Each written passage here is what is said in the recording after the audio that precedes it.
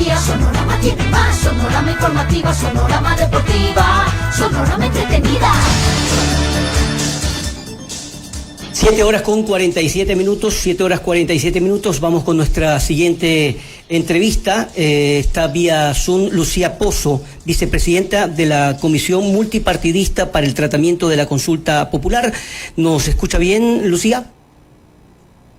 Así es, muy buenos días. Un saludo muy cordial para todos. Muchas gracias, asambleísta. Bueno, ¿cómo marcha justamente el tratamiento en esta comisión de los resultados de la consulta popular? Bueno, terminando nuestro trabajo, en la tarde de ayer tuvimos nuestra última convocatoria luego de haber recogido todos los insumos que se presentaron en la sesión del Pleno cuando pusimos ya sobre el segundo debate el informe que habíamos preparado en la comisión. Fue una reunión muy ágil, muy rápida, en donde se debatió algunos temas nada más puntuales.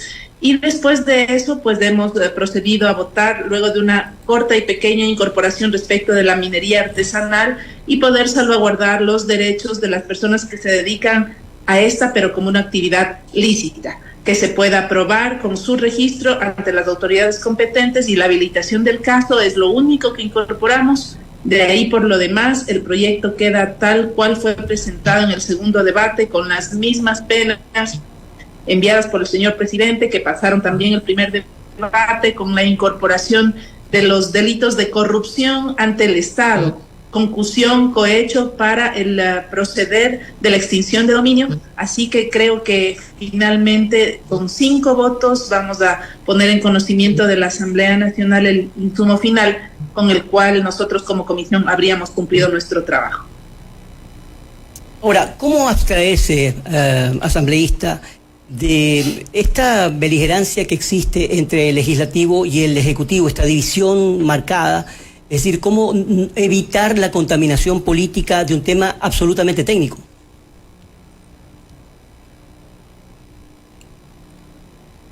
Mire, creo que cuando hay relaciones entre el legislativo y el ejecutivo, usted nunca va a poder evitar que existan posiciones y posturas políticas. La posición de la Asamblea y la conformación de la Asamblea es una conformación fundamentalmente política, con atribuciones de carácter técnico en lo legislativo y fiscalizatorio. Esto siempre va a suceder de una u otra manera. Una cosa es el relato que se intenta instaurar, más allá de que evidentemente en los últimos días han existido ciertas fricciones, pero otras son los datos. Y yo sí debo decirle a la ciudadanía que en casi 7 meses hemos aprobado 24 leyes, de ellas 21 con más de 100 votos, de 137.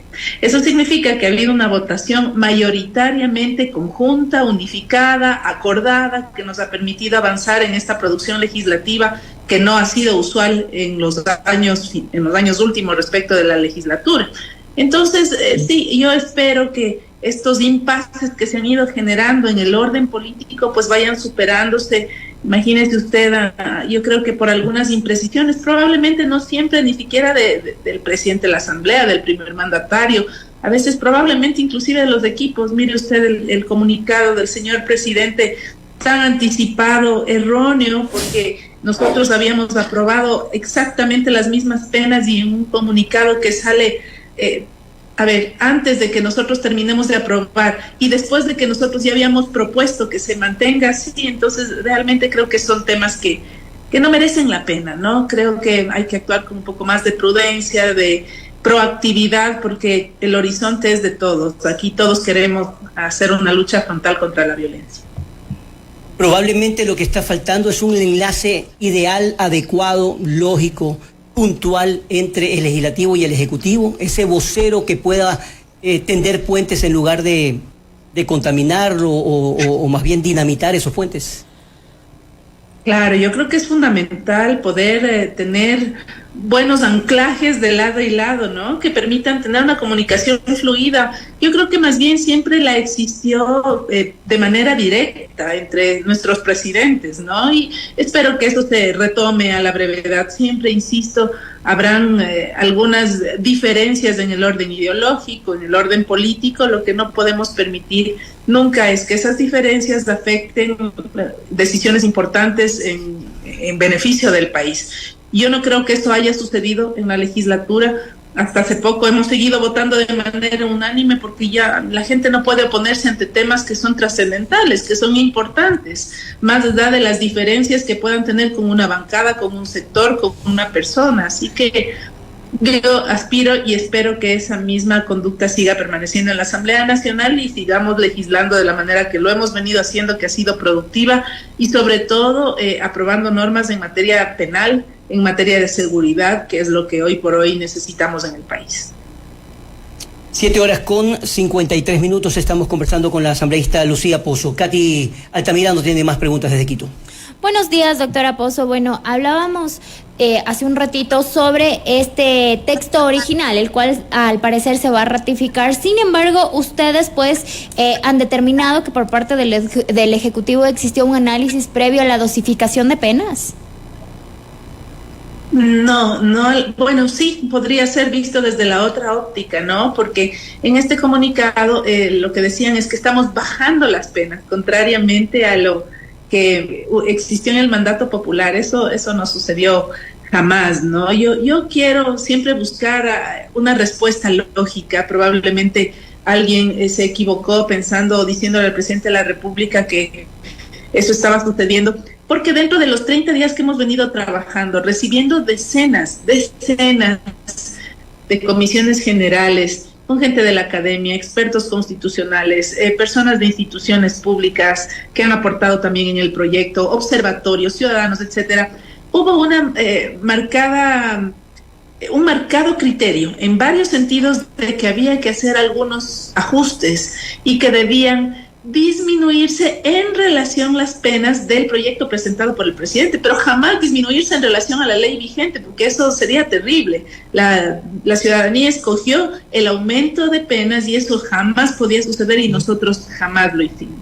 Entonces, probablemente por ahí surgió la confusión. Lo que se haya manifestado en las comisiones generales son solo insumos. La decisión final la tomamos nosotros. Y a las 4:30 de la tarde del día sábado, en que aprobamos el informe para el segundo debate, yo, Lucía Pozo, había presentado el planteamiento y solicitar que las penas se queden tal cual fueron enviadas por el presidente, y así fue aceptado por los compañeros, inclusive por el compañero de la bancada de gobierno que formaba parte de la comisión. Es decir, una coordinación muy fluida, muy adecuada, y el comunicado del señor presidente fue después, o sea, a las 7 de la noche. Así que, mire, son temas que pasan, que pueden generar alguna confusión, inconformidades, pero que tal vez con un poquito más de tranquilidad en ir viendo cómo se desarrollan los hechos pueden aportar mucho mejor para el debate.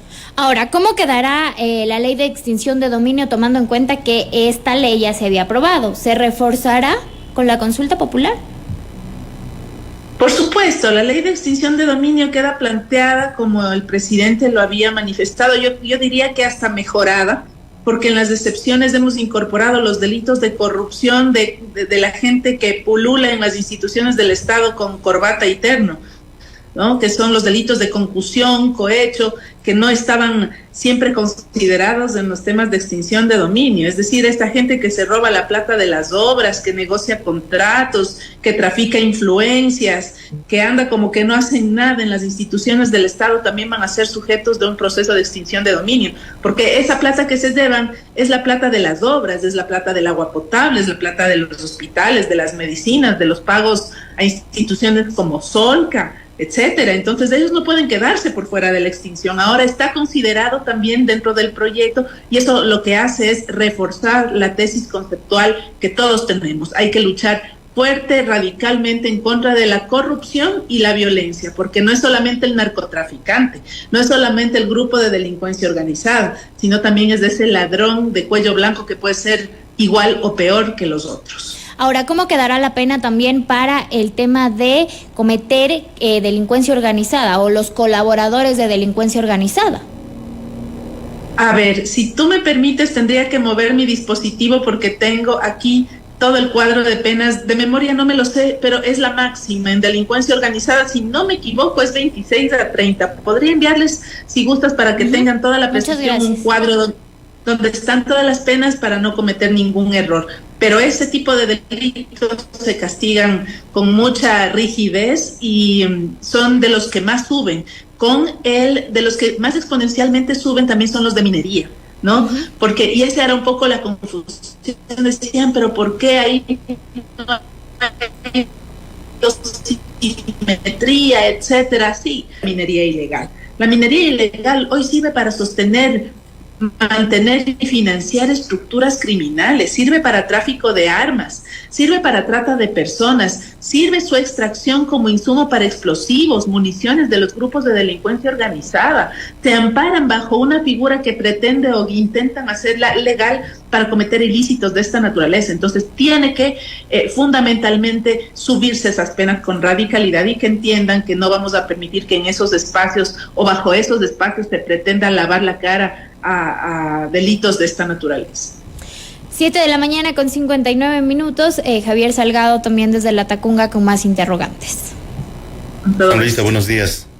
A través de la ley de aplicación de la consulta popular, ¿cómo se planea abordar las implicaciones de la minería ilegal, incluyendo sus vínculos con el crimen organizado y los impactos ambientales? Permítame, no le pude escuchar la primera parte de su pregunta. ¿Sería tan gentil de repetirla? Sí, ¿cómo se planea abordar las implicaciones de la minería ilegal, incluyendo los vínculos con el crimen organizado y los impactos ambientales? Con esta radicalidad, y yo debo decirle algo, porque en esto es importante entender lo siguiente, y siempre lo he venido diciendo. La lucha contra el crimen, contra la violencia, contra el narcotráfico, contra la delincuencia organizada no se va a solucionar cuando la Asamblea apruebe esta ley. Eso no va a suceder. Esta lucha a la que usted se ha referido no se soluciona ni con leyes ni balas, no más. Aquí necesitamos cumplir con todo un engranaje del aporte de varias instituciones del Estado para poder sostener un proyecto para la liberación del país de todas estas plagas y mafias. ¿Sí? Nosotros generamos la ley y la ley ya estará puesta al servicio de los operadores de justicia para que quienes se dediquen a esas actividades ilícitas sean castigadas con todo el rigor de la ley. ¿Qué queda? El control del Estado, las políticas públicas para intervenir, el control de la fuerza pública, el control y la aplicación de la ley a través de la función judicial. ¿Y qué necesitamos para sostener ese proceso? El fortalecimiento de estas instituciones. Solo con la aprobación per se de la norma en la Asamblea, el problema no se soluciona. Dotando de municiones a la policía, no se soluciona. Mientras todavía tengamos infiltrados en la policía que sirvan a las mafias, tenemos que depurar la Policía Nacional, tenemos que fortalecer el sistema de justicia, porque mientras haya sentencias que tengan precio y haya gente que pueda pagarlas y esas sentencias estén a su servicio, esto no se va a solucionar. Entonces ahora se entiende que se necesita el aporte del Estado para el mandato público, de una política pública que nos permita fortalecer todos estos otros sectores y sobre todo generar una política de inversión en lo social. Tenemos que reeducar a nuestra niñez, a nuestra juventud, darle oportunidades a la gente de laborar en otros espacios, de tener oportunidades reales de dinamizar la economía, de acceder a la formalidad en el sector laboral, porque nadie quiere dedicarse a la delincuencia porque sí. No, o sea, nadie nace de un vientre materno queriendo ser delincuente, ni creo, salvo, no sé, casos de enfermizos, de madres que quieran que se profesionalicen sus hijos de la delincuencia. Entonces necesitamos inversión social, políticas públicas claras para poder cambiar esa realidad que hoy nos ha abocado a lo que es el Ecuador. 8:02 le agradecemos a la doctora Lucía Pozo, quien es vicepresidenta de la Comisión Multipartidista para el Tratamiento de la Consulta Popular. Con ella hablamos precisamente de estas reformas post consulta popular. Muchísimas gracias, doctora, por su tiempo. A todos ustedes. Les agradezco muchísimo. Un fuerte abrazo a todo el Ecuador y a quienes nos escuchan a través de Sonora.